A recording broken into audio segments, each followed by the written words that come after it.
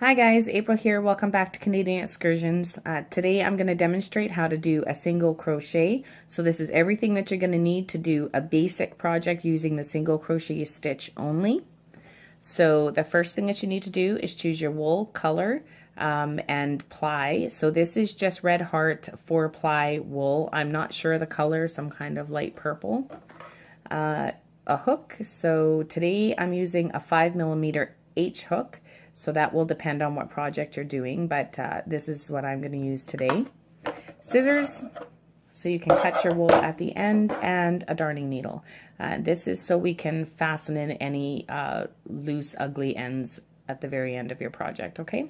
So set that aside. So the very first thing that you need to learn is how to get your wool onto your hook. So I'm going to teach you how to fasten that with a slip knot. Now there are many different methods of doing a slip knot. This is just my method. It's the way that I prefer. It's how I learned, and I've just done it that way ever since. Okay, so you're going to take the short end of your wool. Try to keep this in focus. The sun is not working with me today. Wrap it around your index finger. Secure it between your thumb and your middle finger. And you're going to take this back piece of wool, the long piece, cross it over in the back side, wrap it around the top of your index finger, secure it with your short piece of wool there. Take this back loop, you have two loops here, take the back one, cross it over in front, and then pull. And there you have your slip knot. Okay, so I'll do that again one more time. Take the short piece of wool, wrap it around your index finger, hold it in place however you're most comfortable, crisscross it in the back, wrap it around your index finger again in front, and then take that back piece of wool, cross it over, and give it a pull, okay? And then you take your hook and you insert it into the circle there, and then take the long piece of wool and just give it a pull. And that will fasten it into place. And that's how you get your wool onto your hook, okay? The next thing you need to learn is how to hold your wool. Now everybody does this differently. This is just my method and how I prefer, okay? So I keep my wool on the back side of my index finger. That's just how I prefer to do it. And then I take this little finger here and I tuck it under so that it's basically woven between my fingers, and that keeps a good amount of tension for me, okay? And then I use my middle finger and my free thumb to hold my wool into place, okay? Now again, you're going to do that however you're most comfortable, whatever works best for you. I was talking to my daughter a couple weeks ago, and she told me that she loves to crochet, but she always cuts off the circulation in her fingers. If you're cutting off the circulation in your fingers, you need to find a better method of holding your wool because you're not doing it correctly, okay? It should not be tight. You should have easy fluid motion. You just want it to be able to loosen or tighten your fingers depending on what tension you're requiring, okay? So you're going to take a little tail and hold that between your middle finger and your thumb. And then take your hook and you're going to put your hook under your wool. Don't put it over top like this. You want to go under your wool, wrap it around, turn your hook so that your hook is facing down, and then pull it through that little loop. Okay? So you're going to do that again. Underneath your wool, turn your hook, and pull through, okay?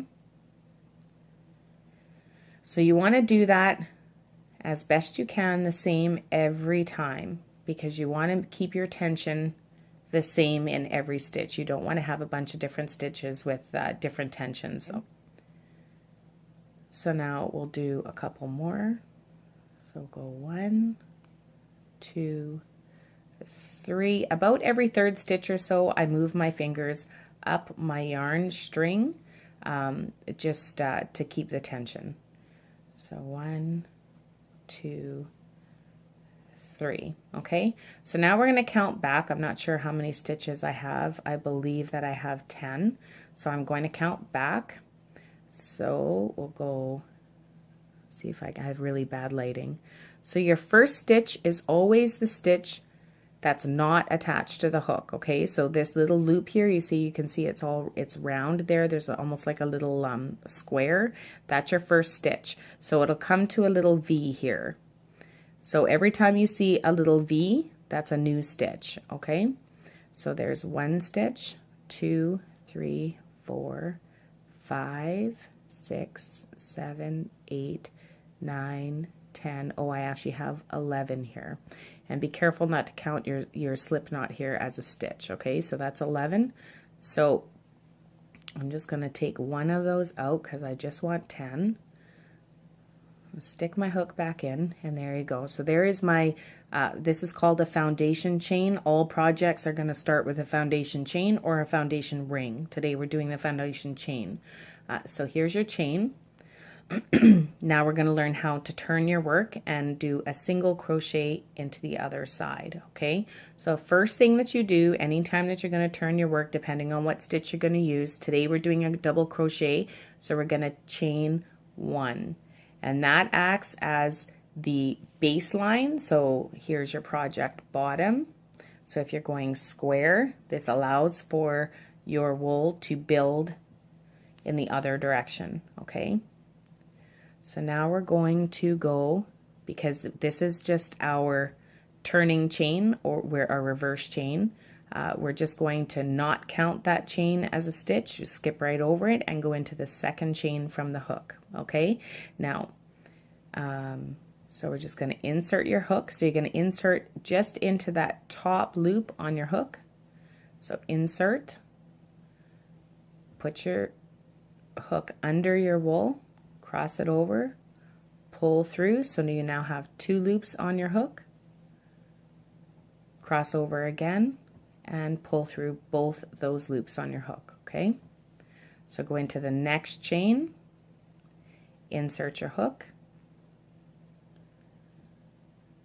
yarn over, pull through, so 2 chains on your hook, and pull through 2, okay? Next one, going to insert your hook, yarn over, pull through, so you have 2 chains on your hook, yarn over again, and pull through 2, okay?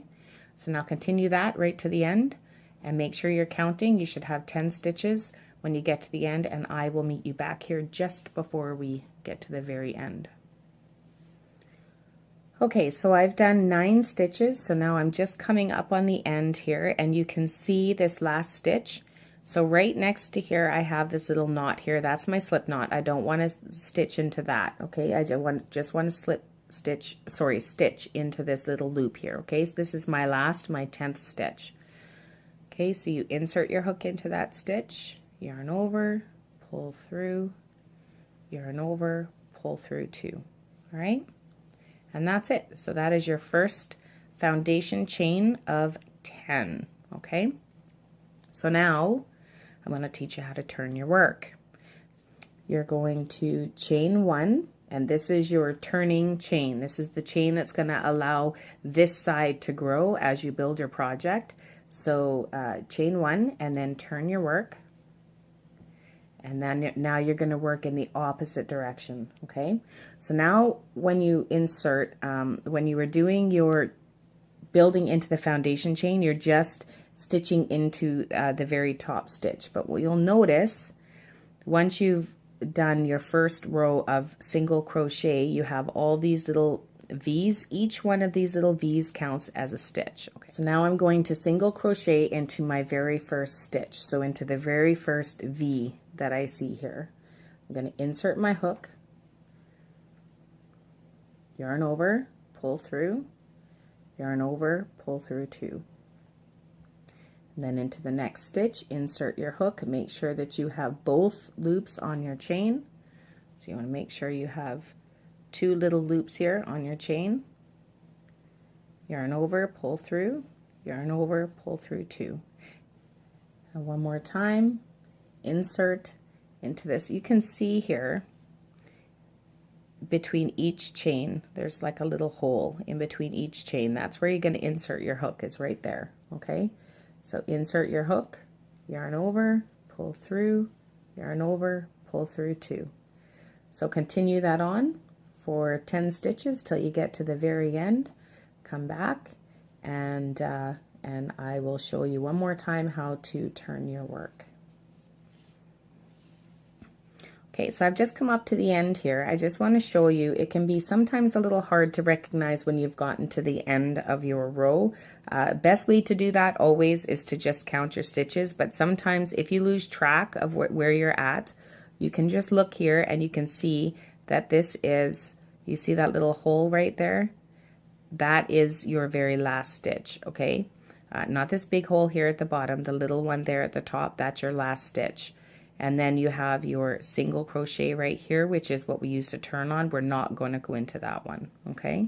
So I'm just going to crochet this last hole here, stitch, and crochet through and pull through 2, and there you go, okay? And that'll give you a nice straight edge, all right? So we're going to chain 1, turn your work, and then again, you're going to crochet into each of these little holes all the way back, okay? So I'm going to do that 4 or 5 more times just so I have a bit of a bigger project to work with. And then I will meet you back here and show you how to finish off your project and how to stitch in your ends. Okay, so I've come up on the end here where I'm going to finish off this little swatch that I've done. I'm going to insert my hook into the very last loop of this row, pull through 2.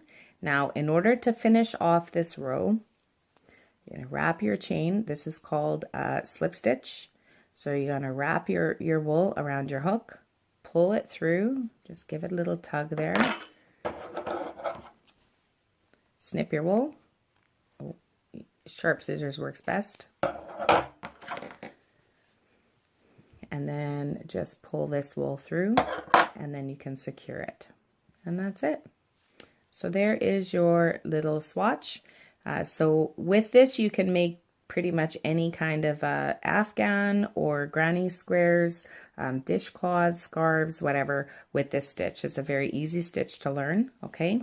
So the next thing that we're gonna do is sew in these ugly ends on it. So you're gonna take your wool and weave it through the top of your darning needle. You want to recognize the front side and the back side of your project. Now for this case, it doesn't really matter because it's just a swatch, but if you're making something like an afghan with any kind of a pattern on it, you will be able to tell the difference between the back and the front. So you want to make sure you're always weaving into the back of your project, not the front, okay? So you're just going to take your wool and then weave it through anywhere through the wool, doesn't really matter where, and then just give it a yank through. And you want to repeat that 3 times in 3 different directions. Wool cannot ever stretch 3 ways, so it's always good to go back and forth 3 times, okay? Don't insert where you pulled your wool out of, so find a different place to insert your hook. Weave through, pull it through,